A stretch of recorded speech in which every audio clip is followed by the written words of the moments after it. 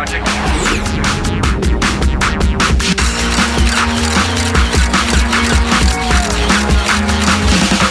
IT uploaded.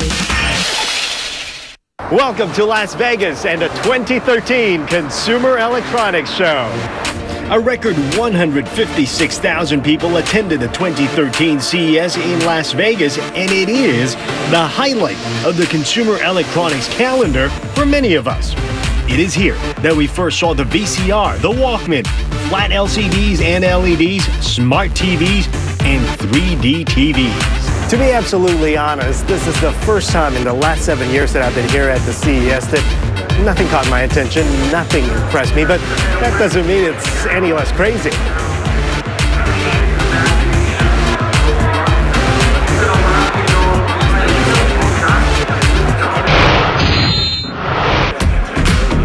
Yep, crazy. Like this curved TV Samsung showcased on the floor. While I was looking at it, people behind me were asking, who would need something like that? So I asked Samsung. It requires evolution, and it's where technology is coming before the consumer need, where we're now trying to figure out, okay, what kind of consumer need could it meet? Flexible screens will be the next in thing, so Samsung developed the Yoom Flexible Business Unit to look into what and where this form factor can be applied. But for now, take a look at the possibilities.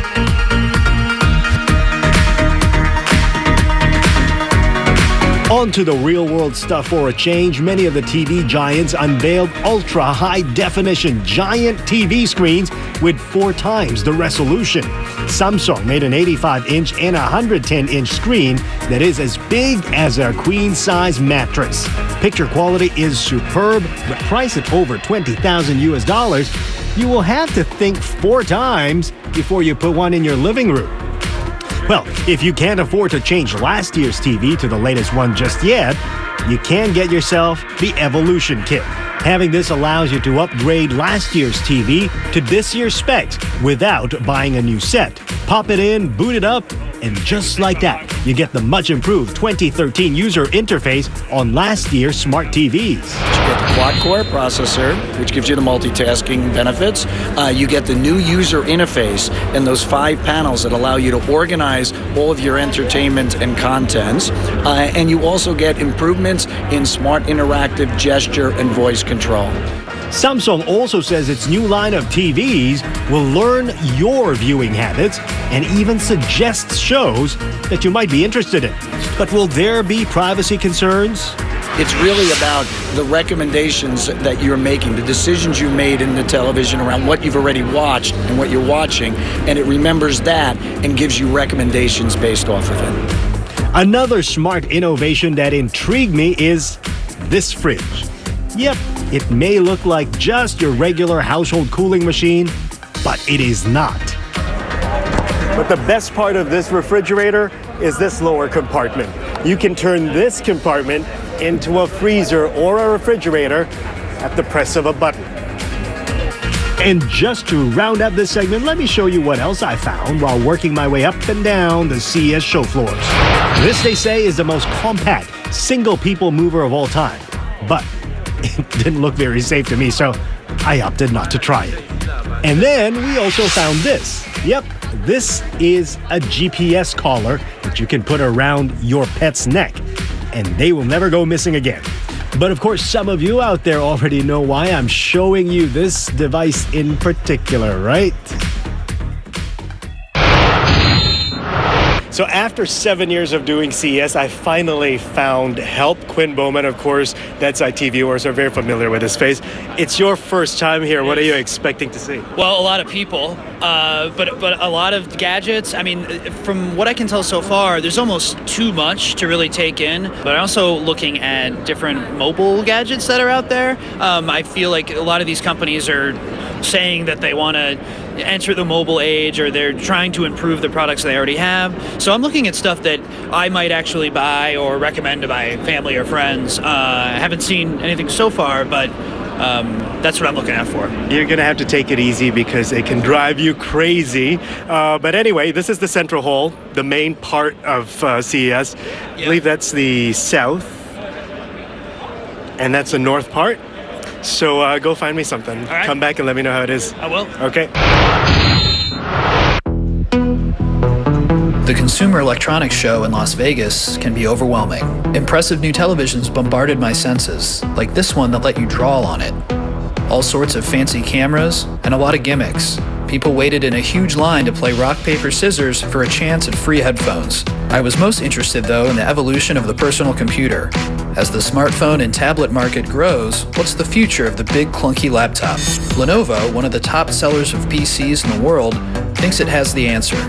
The company rejects Apple CEO Tim Cook's assertion that we are all living in a post-PC world. People will continue to consume content and create content. For that, PCs are absolutely necessary.